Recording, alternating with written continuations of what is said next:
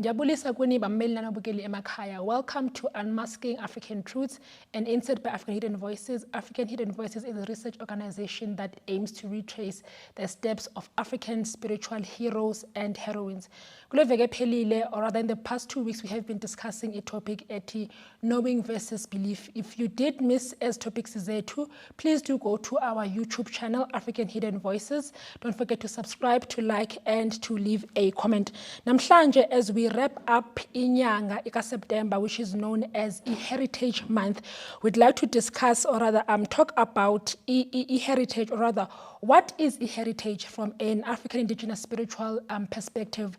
Yintoni heritage. Africa has diverse cultures and traditions, and because of this, wonke umuntu has their own understanding of what is African heritage. As always, anambindeda namana imboni Dr. Uzilezwe Khatebe. Imboni is an African indigenous spiritual guide. Imboni is also a qualified theologian and a qualified herbalist. Imboni is also the founder and leader of the Revelation Spiritual Home, an African indigenous spiritual institution. But before the bring in Imboni to help us unpack Lombuzo wetu namhlanje, I'm going to give you a researched explanation of what other Africans think or believe to be African heritage. This is was defined by Elimu, an online blog that speaks about religious matters and some traditional African matters. Bonabati heritage means the inheriting of customs, beliefs, practices, or ways of doing things from a previous generation and continuing in the same ways. Bapindebati, traditional African heritage is therefore the beliefs, moral values, and practices that distinguish us from one another. From A to E perspective, this definition is rather limiting, considering the spiritual aspect of abantu abamnyama. We don't see the involvement, or rather the mentioning of spirituality kule definition. Ingago sizisile sicela ukuthi imboni ize izosicacisela ukuthi nakakuhle when we speak about African traditional, African heritage sithini. What is African heritage? Yeah, masibingelele kini nonke nisilaleli nisibukele namhlanje. Of course, lamagama, especially isilungu, they are just words. What is important is the meaning. Ukuthi gama lisho ukuthini. Heritage, it's something that has been carried over. Now, the explanation yakho that is being researched, mayikhuluma in the African context, ukuthi yini, siyehluka sizizizwe neinhlanga. In the African context, what is heritage? Bakhuluma about I believe traditions that are being carried over, customs that are being carried over, the morality of the African people that have been moralities, etc., that has been carried over from generation. But that's what heritage is, something that has been carried over. Yeah. But what is very interesting in that research of yours, which comes back to us and say what is very interesting to politicians, African politicians today, traditionalists today, academics or academias today, is most of the time logo beshiya. The real important thing, that is African indigenous spirituality. Very quickly, politicians will talk about these struggles. They'll talk about the colonization. They'll talk about how colonizers came. Bathatha umhlaba benza yonke lento. But strange enough, they're not going to talk about what was the key, the most key and strong weapon of colonizers. You see? Many times, bayenza ibengathi it was the gun or the barrel of the gun, which is not true. It was religion. Eyafika basi colonizer ngayo, and in that case, bachitha spirituality sethu. Normally, they don't talk about that, spirituality. Academias, of course, not all. Some, they will also look at colonization, but they omit spirituality. So, if you look at this study as well, my kulmang heritage, it leaves spirituality. So, it says to us, heritage is the carrying over of amasiko to traditions, customs and all, which is 100% correct. But heritage is above everything else, the transfer of our spirituality. Why? Ngoba funeka ukukhumbula ukuthi before colonizers came Africa, we did not have a religion. And abantu abaningi abanye bayiphikisa lento. And that's why you have terms called African traditional religion. Ayikho lonto, do not have a religion in Africa with spirituality. And therefore, spirituality said was the foundation and the basis of everything else. So in other words, mubheka leli phepha leli mandulo, it was spirituality sethu esasi informa amasiko ethu. Amasiko ethu, traditions, awengavila qala amasiko. Amasiko yinto kakumele izwe liligcine. Kodwa leli siko laliqanjwa kanjani? Lalingaqanjwa nje ngabantu abahleli phansi kwesihlahla becabanga ukuthi uyazi asenzeni isiko elithile. Isiko, tradition, was a response to a particular situation that have occurred esizweni later on emindenini. But what gave rise kwelo siko, it was a spiritual matter. So kwenzeka something esizweni ngokomoya, spiritual people mandulo ke kakuthiwa zimboni amagogo babeboniswa zithunywa, ithunywa zithunywe ngumdali bakhonjwe isolution to that particular situation evelile or isituation ezayo ezovela.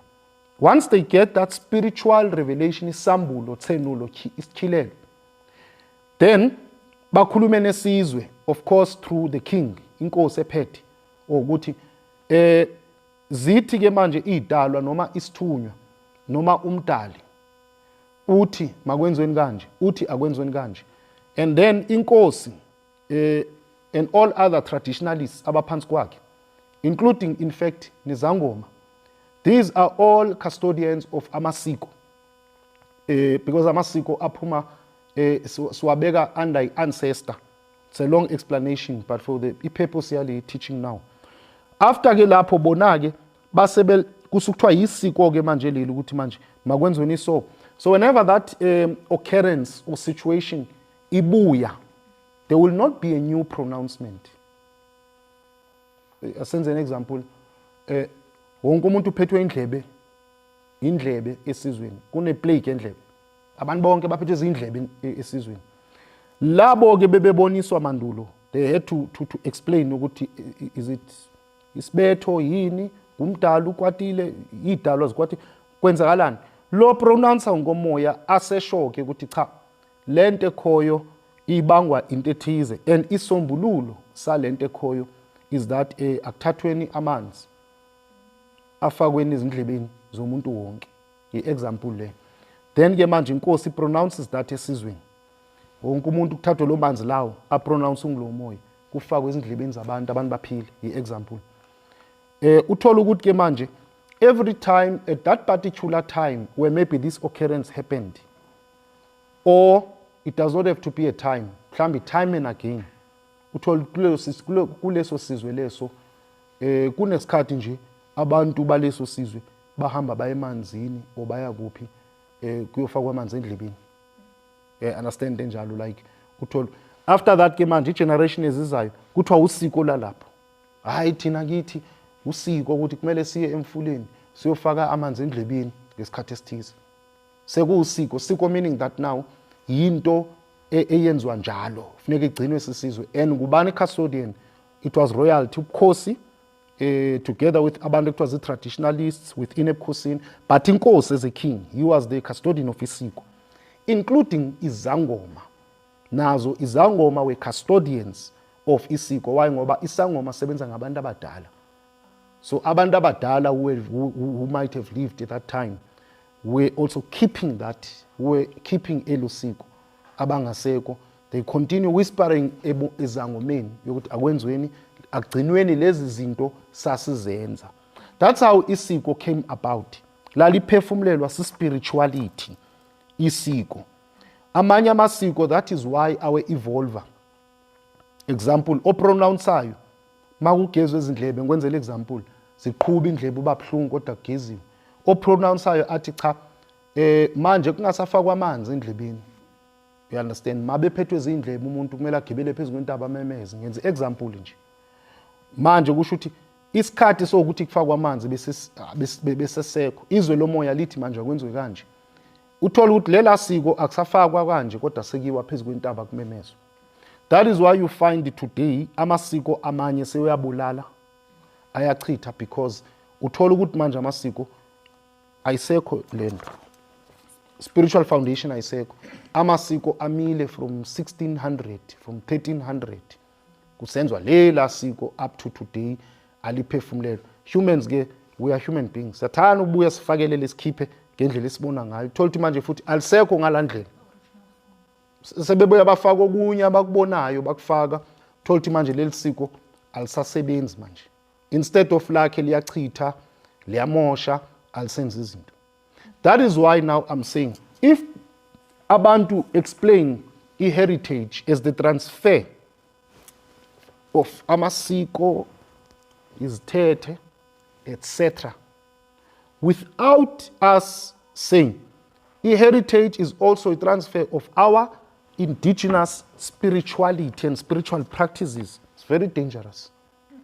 Ngoba manje abantu bathi silandela lokho okhokho babekwenza okuphi, traditions, customs and everything else, kodwa bashiya the most important thing, and that is a foundation lena that gave birth to traditions, lena that gave birth to our morals, moral direction, gave birth to our customs.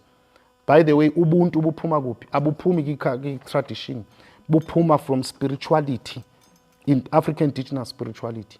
So in short, how can I then describe heritage? Heritage, first and foremost, it is following African indigenous spirituality, which is what really made Africans Mandulo, which is what gave direction to Africans, which is what gave direction to our tradition, customs, etc., etc. It was our African indigenous spirituality that gave birth to everything else. So give me heritage, it is ukulandela inkolo yokhokho bethu, African indigenous spirituality. That is what for me heritage means. Sibonga kakhulu kuyo Imboni for that very profound explanation. Mameli nayo mbukeli emakhaya, as I've always said, that without the foundation of African indigenous spirituality yethu akukho apho singaya khona. So it is important that we look to finding our indigenous spirituality so that sikwazi ukuphakama as an African indigenous people. Thank you so much for joining us. Please do join us again kuleveke ezayo. Siyabonga. Afrika, Prophet.